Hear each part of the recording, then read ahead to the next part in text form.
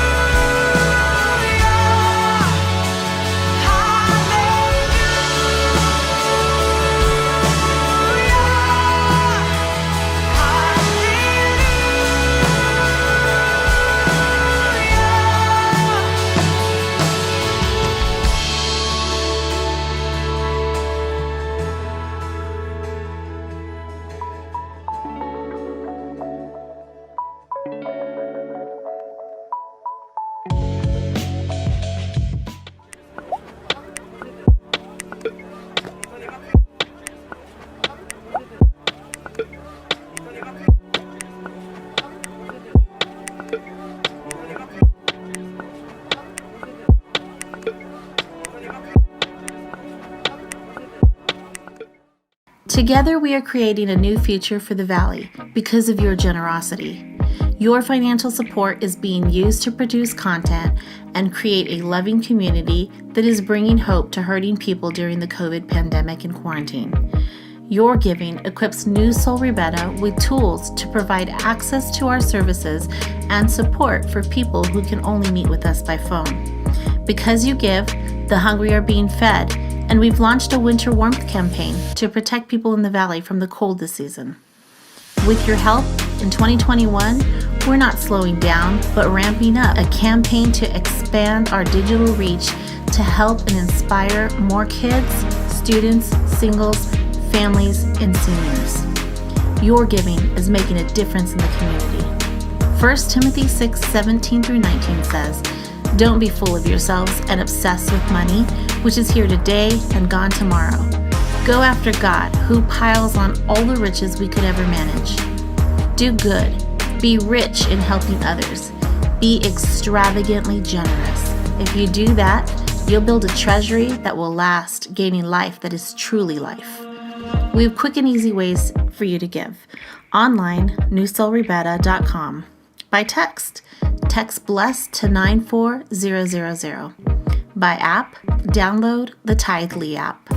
Or by mail, Newsoul Ribera, P.O. Box 574, Ribera, New Mexico 87560. To receive text updates from Newsoul Ribera, text Ribera to 94000.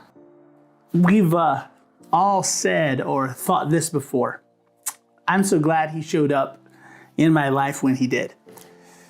We've said, I'm not sure I would have made it through this without her, or I wouldn't be where I am today apart from them.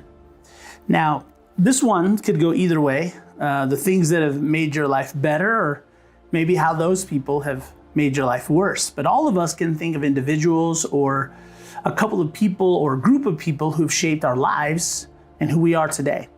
As a pastor, as a church leader, I wouldn't be doing what I'm doing today without my mom and my dad.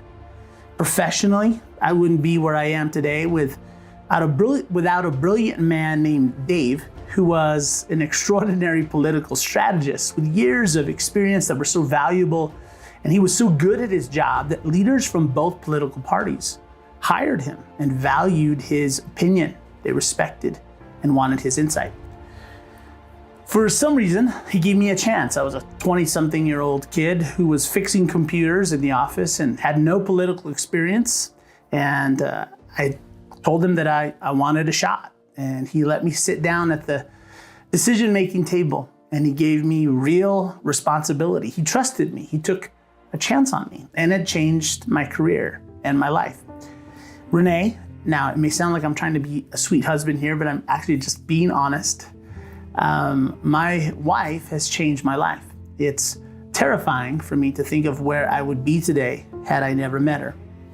So think about it. Isn't it true for you too?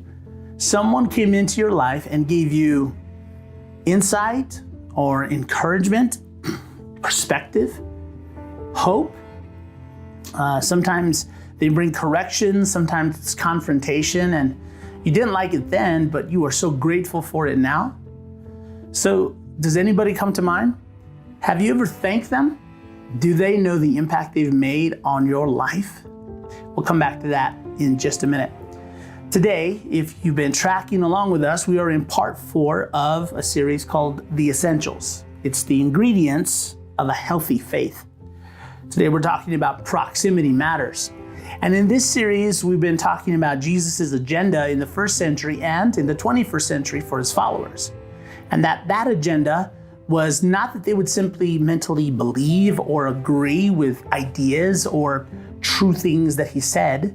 Instead, Jesus was looking for followers that had gritty, real-world, all-in faith. Not a faith that's in our brains or down in our hearts, but that it would be active every day. That faith is best summed up by 2 words Jesus spoke to his first century followers. Follow me. He invited his followers to act and react in a different way than their instincts told them to. For many of them, it was the opposite way than how they were raised and how everyone else around them lived.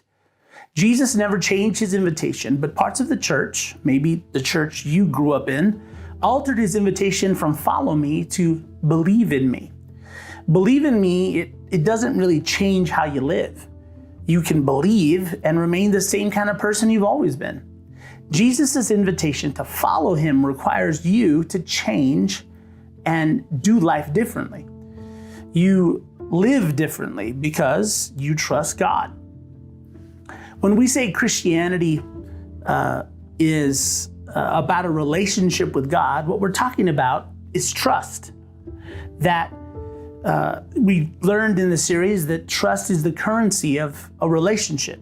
And if you ever lost trust, you know what I'm talking about. And we've talked about how trust in God grows, which, if you think about maybe you've made a decision to trust God at the end of an intense talk like this, or in a church meeting of some kind. But deciding to trust God and actually trusting God are two totally different things. They're as different as the decision to lose weight and actually doing what is needed to improve your physical fitness. This might just be the description of why you've lost faith or why you're losing faith. Because it's only when that decision turns into action by trusting Jesus and following his teaching that you experience God every day of your life. That's when the decision becomes real. That's when your faith comes alive. If you only try to experience God through religious rituals like attending church meetings or taking communion, listening to worship, or saying prayers and not actually following the teaching of Jesus, you will always need some new and intense experience to make you feel like you're connecting with God. Maybe you'll hear a pastor give a talk and say, wow, that made me feel really guilty. That was so good. I feel terrible about myself. I must be connecting with God. I'm not going to do anything about it, but that feels intense. But if you don't trust Jesus by literally following his teaching in your life, putting it into practice, the new and emotional experiences you have in worship and prayer, they may be new, they may be emotional, but they may not be an actual encounter with God. See, you and I, we've got a faith muscle. And just like you've got a bicep, if you don't exercise it, it never gets stronger or bigger. But maybe no one ever taught you how to use it, or maybe you were too afraid to try. But like we've talked about, if you listen to the words of Jesus but never put them into practice in your life, it's like looking in a mirror when you get out of bed in the morning, seeing how scary you might look. Maybe you don't, I do. And not doing anything about it. Just putting your slippers or flip-flops on and headed out the door. None of us would do that. Why? Because when it comes to our appearance, we're doers. We're not just believers or hearers. A faith that just believes and doesn't do creates a faith that is useless and pointless. That although you believe, your faith is feeble, frail, and fragile. Maybe this is your story or someone you know, where you don't really know how it happened or when it happened, but you just don't believe anymore. This is the reason that happens. If you don't exercise your faith, it just goes away. And Jesus invited people to live their lives with a bold confidence in God that says, what would I do if I was confident that God was with me? That every day you ask this question. You think, what would I do in my life right now, right where you're sitting, or laying down or standing, or however you're interacting with me right now? Not just what would I believe, but what changes would I make? What would I avoid if I believed God was with me? Who would I talk to? How would I work? Where would I go? That's what it looks like to walk by faith. So in the essentials, we're focusing on the 5 essential things God uses to fuel the development of enduring, unshakable faith. The kind of faith that shows up in the real world of your life, in my life, the kind of confidence in God that carries you through the challenges of life from childhood all the way to the end of your life. So far, we've learned that the first essential God uses to grow our faith is practical teaching. It's when our active faith intersects with God's faithfulness that our faith grows. When you talk to someone who has unshakable faith, They will always tell you about the time they learned how to do something with what they believed in the relationships and how they date, in their marriage, with their kids, their grandkids, with coworkers, with people at school, with their money, how they manage their health and their time. They will tell you their story, and some of you have this story about how they knew they needed to follow the leading of Jesus in their lives, but were afraid to do it. They didn't know how it would turn out. It didn't make sense to them. It sounded crazy, but they did it anyway. And their faith intersected with the faithfulness of God on the other side of that decision. And then God did something extraordinary in their hearts, in their relationships, and in the lives of others because they trusted Him. He did something that they'll never forget. That's how their faith grew. Last time, we learned that the second essential thing that God uses to grow our faith is personal ministry. And some of you have reached out to me in response to last week. And if you haven't, I would love to hear from more of you. Whenever you talk to someone with enduring faith, they will always tell you about the first time they stepped out of their comfort zone to serve someone else or someone else's in Jesus' name. They will tell you that they weren't prepared for it, they didn't feel adequate, but they knew they were supposed to do it. They were terrified, but they stepped out in faith and they served someone in Jesus' name, not knowing what would happen or how it would turn out. They tell the story of stepping into someone else's story, the life of a neighbor or middle schoolers or high schoolers, senior adults. Today, the third essential we're going to look at that God uses to grow our faith is providential relationships. People with enduring faith will talk about the person or people who invited them to church or small group for the first time. They'll talk about their neighbor who moved next to them and they were a Christian and it made them uncomfortable and nervous. But they found out that they were really kind and nice people, and then their kids started playing together, and eventually the kids started going to their church, and eventually the whole family came to faith. And they'll say, I don't know how to explain it other than it's like God dropped them into our lives at that exact moment. They'll talk about the day someone stepped into their story and everything changed. When you think of your faith story and you think of these people in your story, it's as if God placed them in your life at just the right time. In the moment, you didn't know it was a defining moment, but as you look back, you can see that it was as if there was divine intervention. For some of you, you've been on the other side of this, where you were the one who stepped into someone else's story and then everything changed. You were just being a good neighbor, a good friend, a good boss, a good coworker. You didn't know it then, but God put you in their lives at just the right time. We never know when it's happening. We only know in retrospect, looking back. Defining moments, they define you and I for good or bad. And they always involve other people. They involve some kind of relationship. Either I'm so glad I met them or I wish I had never met them. So we shouldn't be surprised that providential relationships is one of the things God uses to grow our faith. I want you to think about it.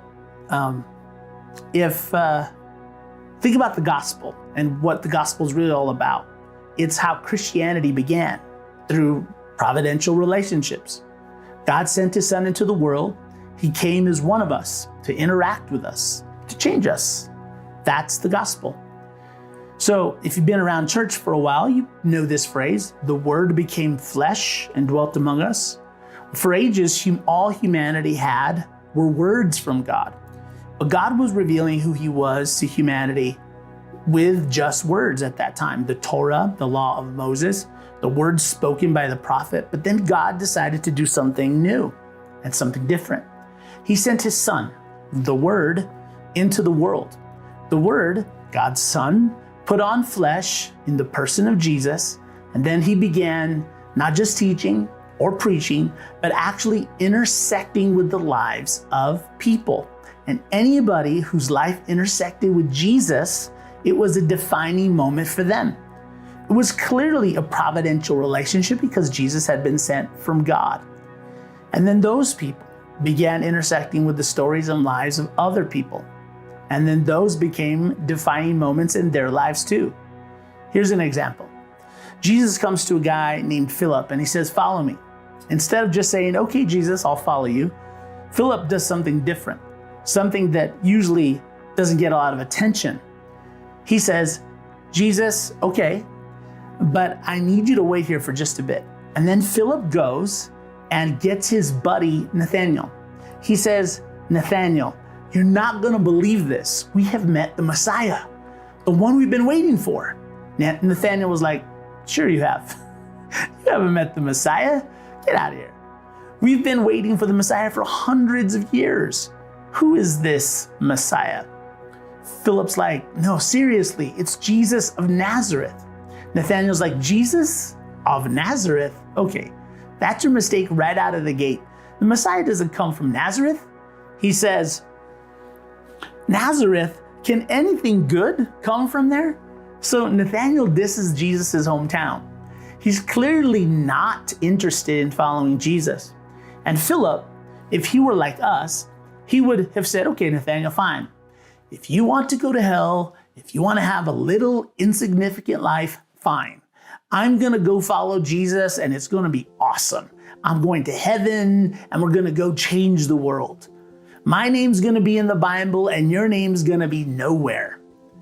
That would have been the logical thing to do. Hey, Nathanael, I gave you a chance. For the rest of your life, you're going to look back and wish you would have responded to my invitation. You're going to say that you should have bought Google stock and that you should have come with me to follow Jesus. But now you missed it. But the incredible thing is, Philip doesn't do that. Instead, Philip doesn't give up. He says, I don't know about the Nazareth thing, Nathanael, but why don't you just come and see? Philip almost allowed Nathanael to miss it, but instead, he says, I can't answer your questions. I don't have the words to explain it. I just know that something has happened to me by meeting Jesus, and you need to just come and see. And Nathanael ends up thanking Philip for the rest of his life. He got a courtside seat to see what God was doing in the world. He saw the salvation of the world. He experienced the incredible things Jesus did. And when he did, I'm sure he went to Philip and said, I am so glad you didn't give up on me. I almost missed it. Now, some of us try to force people to trust Jesus or try to create defining moments in the stories of the people around us. But we can't create it or force it. What we can do is to be proactive in the stories of every person around us. The Apostle Paul said that some people plant, some people water, some people harvest. They gather the seeds in. Some people plant a seed, some people water, and some are there at the end. He means that God is at work in the lives of people around you, even though you can't feel it, even though you can't see it, just like he was in your life and he was in my life, even when I was even thinking about God. And then someone planted a seed of faith in your heart. They probably didn't even know it. And some other people watered it, maybe with kindness or encouragement or just listening to you being a friend. And then someone was there at the end when you were ready to step across the line of faith and trust Jesus with your life. You know, maybe we all want to be there for the harvest, I guess. But Paul says that it's God's work in the lives of other people, not ours. But we all have a part to play. Another way we can and should be proactive in developing providential relationships is to get into relationships with people whose faith informs their decision and whose faith shapes their lives. Why? Because being in proximity with people like that is how your faith grows, because of who you are doing life with. The writer of the book of Hebrews in the Bible, it's actually more like a long sermon, is writing to people who are on the verge of losing their faith in Jesus. And he writes this to them. He says, let us hold unswervingly to the hope we profess, for he who promised is faithful. Life was really hard for them, and they were tempted to let go of their hope. And they were wondering if following Jesus was worth it. In this verse, he's saying that if they let go of their hope in God, then where would they place their hope? In themselves? In science? In the government? In other gods or other religions? This was written in the first century where there were people alive who had actually seen Jesus after he rose from the dead. He says that the God who raised Jesus from the dead is trustworthy. So he writes, and let us consider how we may spur one another on toward love and good deeds. He says, I want you to think about how you're going to maintain your faith. You are going to need other people, and other people are going to need you. He says, I want you to help each other out, live out your faith. I want you to encourage each other to get more knowledge, to have more spiritual experiences. No, he says, I want you all to think about how to inspire each other to get really good at loving each other. I want you to challenge each other to do good deeds. Why? Because that's what following Jesus is all about. And when your faith intersects with God's faithfulness in the real world, your faith gets bigger and stronger. And what he says next was probably the most texted and emailed verse to pastors all over the world in 2020, when a global pandemic disrupted everything. He says, not giving up the meeting together, as some are in the habit of doing, but encouraging one another. There it is again. There were some people he was writing to who had developed a habit of not meeting together with other Jesus followers. And maybe some of you, or those you love, have developed this habit lately. Why? Why is he saying this? Why does this matter so much? When it comes to your faith, that is actually doing those things you feel nudged inside to do. When it comes to you experiencing the reality of God in your real-time, everyday life, proximity matters. Proximity and relationship are faith builders. Now, what I'm about to say next may explain why you've lost faith or why you're losing faith. This may be your story. People drift away from their community of faith before they drift away from faith. People don't just hear something or read something or experience something and just go, that's it. I don't believe anymore. I'm done. That's not how it usually happens. People usually drift away from their community of faith first before they drift away from faith. People lose faith when they lose contact with people of faith. Being with people of faith or not being with people of faith has nothing to do with reality. You're smart enough to know this. In other words, God doesn't stop existing because someone stops believing. Does that make sense? This has to do with your faith. If I allow myself, or if you allow yourself to drift away from our faith communities, it's only a matter of time before we begin to lose faith because proximity matters. Watching God work in the lives of others strengthens our faith. You realize you're not alone. You see that you're not the only one who is or has faced the challenges that you're facing right now. So providential relationships, when we see God's faithfulness in someone else's life, it makes it easier to trust him with ours.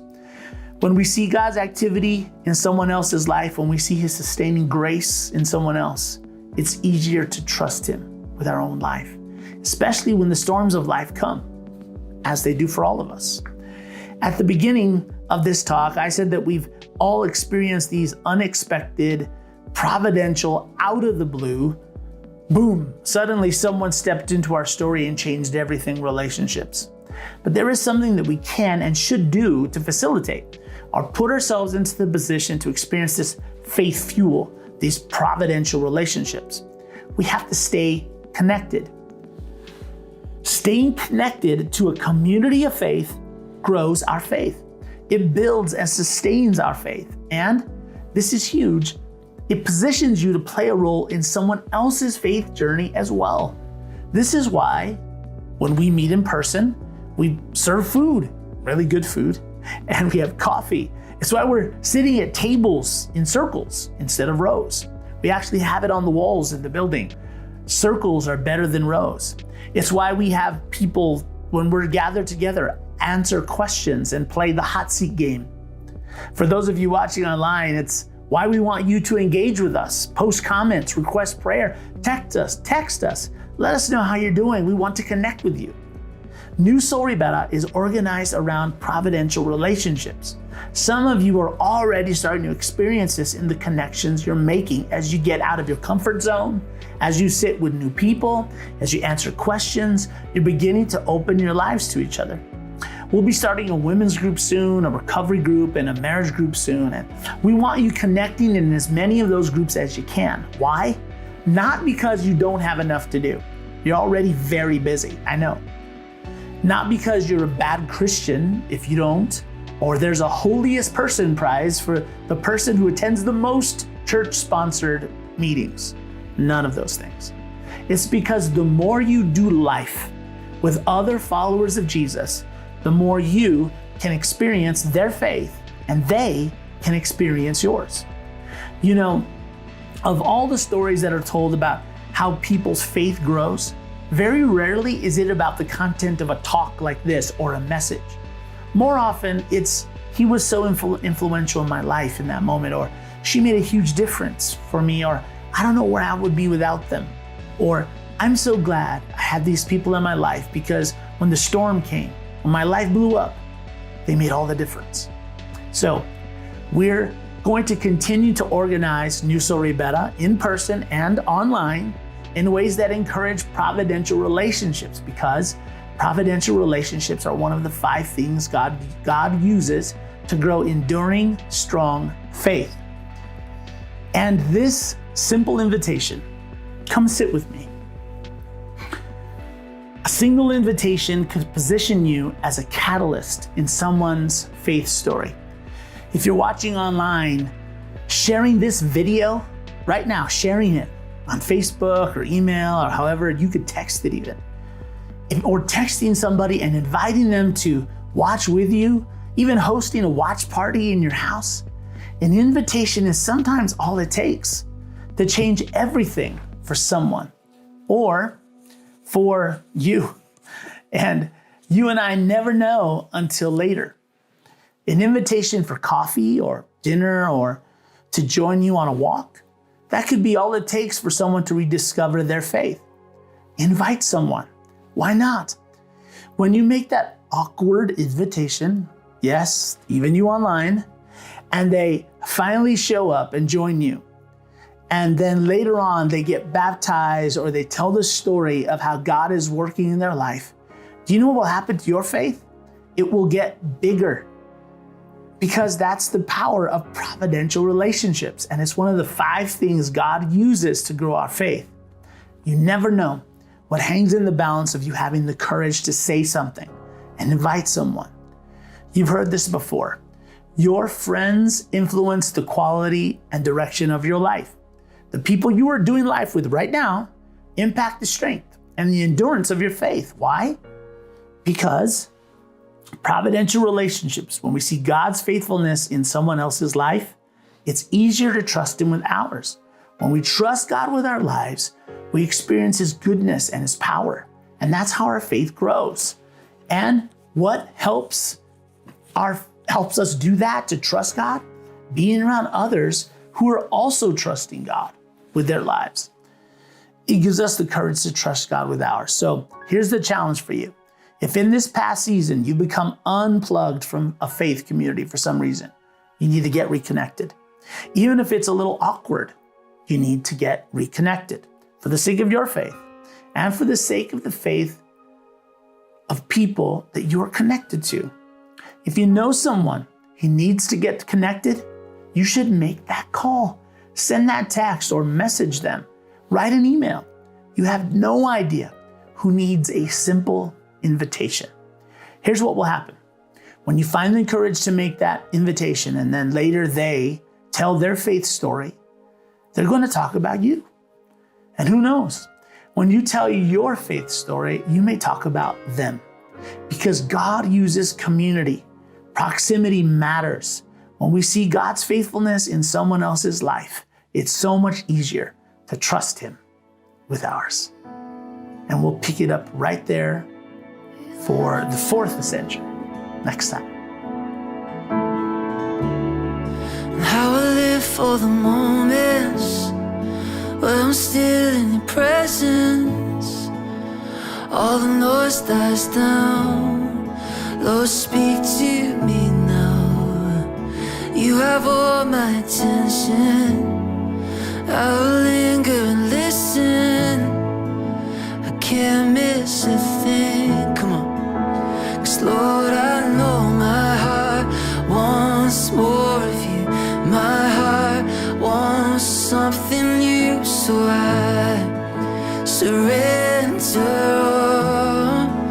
'Cause all I want is to live within your love, be undone by who you are.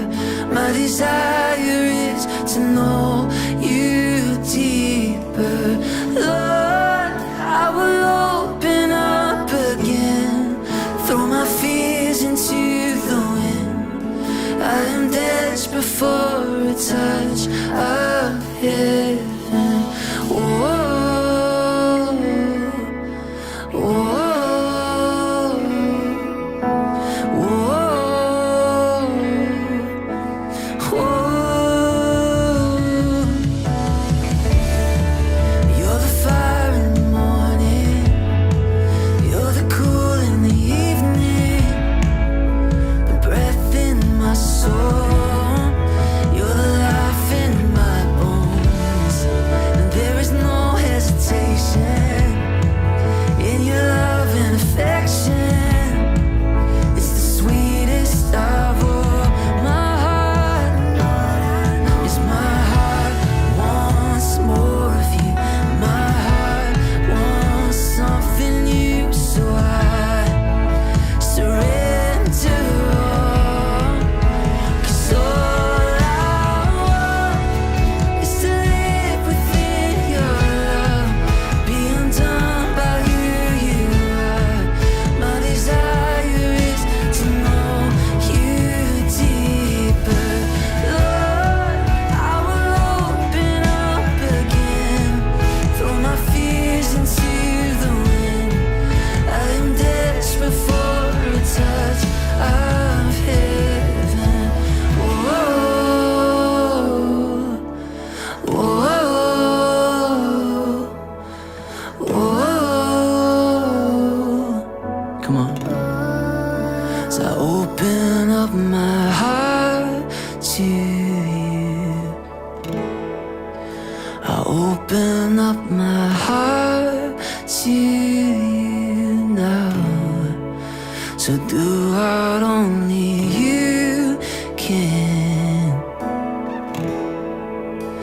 Jesus, have your way in me now. I open up my heart to you. I open up my heart to you now. So do what only you can. Jesus, have your way in me now. 'Cause all I want is to live within your love, be undone by who you are. My desire is to know you deeper. Lord, I will open up again, throw my fears into the wind. I am desperate for a touch of heaven.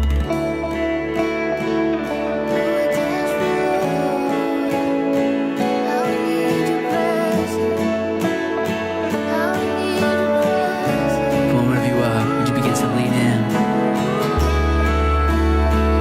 Doesn't matter if you're in your home, the presence of God is with you. So come on, can we sing together?